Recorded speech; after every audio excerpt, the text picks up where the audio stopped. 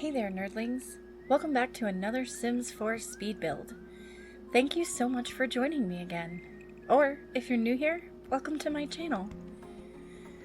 Today, I have a very special home for you from my Sims 4 save file project. This huge colonial farmhouse is the final lot for the Foundry Cove neighborhood of Willow Creek. That's the one in the bottom right corner of the first base game world. And this big lot that I built this house on is the one that normally the BFFs family, they live in this in base game. This gorgeous home has 4 bedrooms, 3 bathrooms, and so much extra space to work with. I actually ended up using this home for my legacy save early on, and it was so much fun to decorate. Sometimes I play The Sims over on my Twitch channel. You can check me out over there. It's Mother of Nerdlings too. Now, this build was pretty ambitious for me, for a few reasons. You'll see coming up here that I used a lot of different techniques on this home, and I didn't have a lot of experience with all of them. So I tried my hand at terrain manipulation and joining different foundation heights, and a few other things too. Not each one of those things made it into the final project, but I was really excited to try some new things. I have to say, the lot itself was also a bit of a challenge as well. It's a large corner lot, so I needed to take that into account when I was making the layout of the driveway and the walkways and all of those things. I ended up taking some inspiration from floor plans for this one, but many floor plans you can't actually directly translate into the Sims building, so it was really a loose inspiration. I think overall, though, the whole farmhouse looks absolutely lovely, and I'm very proud of it. This home reminds me of a few homes that I see in real life on a regular basis here in small town New England. I'm really happy with how it came out. This colonial home was my longest to record, and it was absolutely the largest to build so far for my save file project. I normally have about an hour or so of in-game build footage before I trim it and speed it up, and this one had well over 2.5 hours. Even with the footage sped up over 10 times speed, the build itself came out just under 10 minutes long. That's quite a jump for me, since most of my builds have been about 5 or 6, maybe pushing 7 minutes before I speed them up. It was definitely worth the time and effort though, and I hope you agree. If you're a builder, let me know in the comments how long it usually takes you to build a home in The Sims 4. When I get into a building kick on these homes, it becomes a flow sort of, and it takes me about an hour or so to build a small to average sized house once I know what I want and I've decided on a basic layout.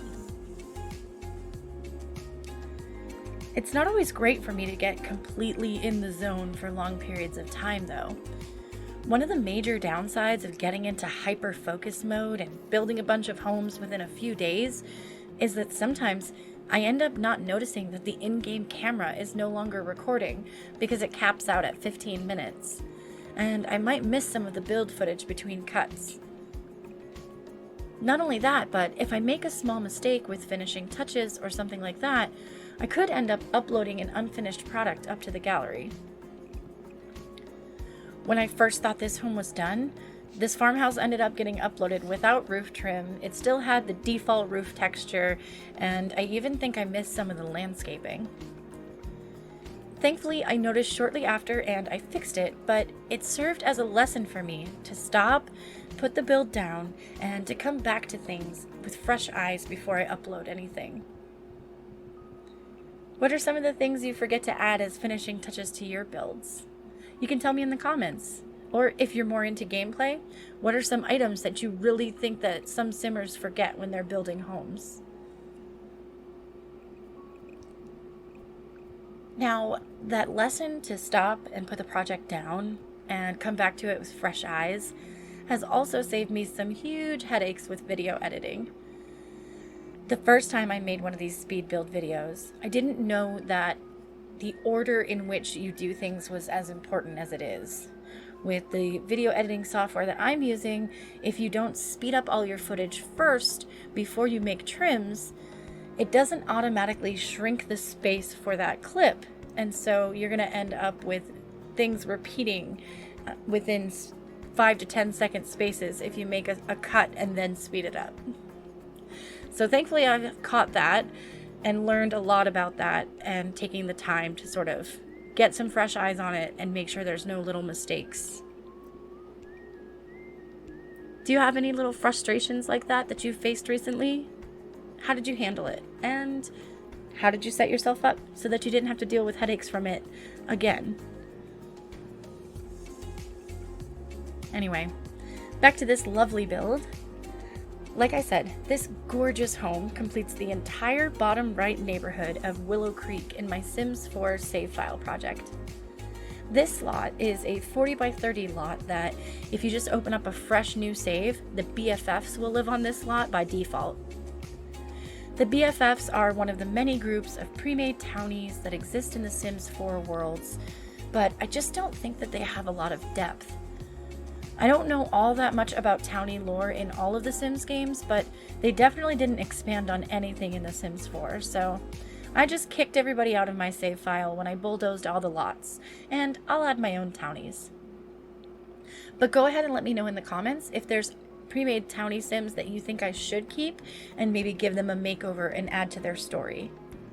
Because when I do add townies to my world, they're going to have actual stories, interconnected goals, and relationships. So I really look forward to your input there. Tell me in the comments all about your favorite kind of stories to tell in The Sims. So I talked over most of the building of this home, but it really came together smoothly for me. I was really happy with it. I was playing around with the idea of a tiny, skinny powder room somewhere on the first floor, but I decided instead to make a little cube by the kitchen. Oh, speaking of which, I absolutely love the natural flow from the kitchen to the mudroom to the big garage on this home. As you might know, we can't have cars in The Sims 4, but I still love the way this garage space came together nonetheless. You can either put decorative cars in there, or you can use the large space for any other projects your Sims might be doing. My legacy Sim, she ended up using the garage as sort of like a home studio. What would you put in that big garage? This home ended up with a really nice working first floor. The kitchen is very large, and there are 3 different living rooms around the kitchen for you to choose from. I had pictured this as sort of the one with the fireplace as a living room, then a den, and a big office space maybe. But you could also use them for a dining room, a playroom, a guest room, anything else that's your Sim's heart's desire. You can even throw more ideas for us in the comments. There's just so much space to work with and customize on this charming home, and I'm super proud of how this one came out. If you want to download any of my homes from the Sims 4 gallery and you want to furnish them yourself, my gallery ID is PrincessKK89. I'll put that down in the description for you. Or you can search the hashtag Nerdlings on the gallery to find me. The landscaping on this home wasn't too difficult, but yet again, I was trying to make sure that the home looked unique while still fitting into the overall aesthetic of the entire neighborhood. Of course, I used those tall cypress trees one more time as a sort of privacy divider, and that achieved this little walking path between the neighboring home. I think the little stone patio out back is a really cute addition as well. It looks so inviting off the back of the mudroom there, and I love how it calls back to that larger, simple ranch home across the street as well. I used the same pebbles and grass and a lot of the same bushes to sort of get that cohesive look. I just love how all the homes in this neighborhood came together.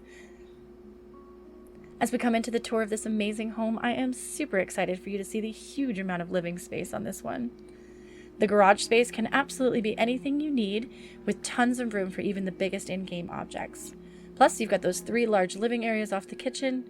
You can turn them into a living room, dining room, playroom, guest room, anything you like. I love that big fireplace in the back room too. Upstairs on this cozy home has 3 nice bedrooms and a big master suite, plus that extra hall bath. I tucked a little half bathroom downstairs for ease of use as well, and there's laundry machines in the mudroom. I love that big wraparound porch, and it's perfect for placing down some rocking chairs or maybe a chess table. And then you could hang out on that beautiful stone patio at the back of the home. If you have any questions or suggestions for me, please leave a comment and let me know. If you like what you see, please like this video and subscribe to my channel so the YouTube gods will smile down on us and send us all cookies. I so appreciate you taking the time to check out my build, and I look forward to sharing even more homes with you soon. Remember to be kind and that you are loved. Bye, nerdlings!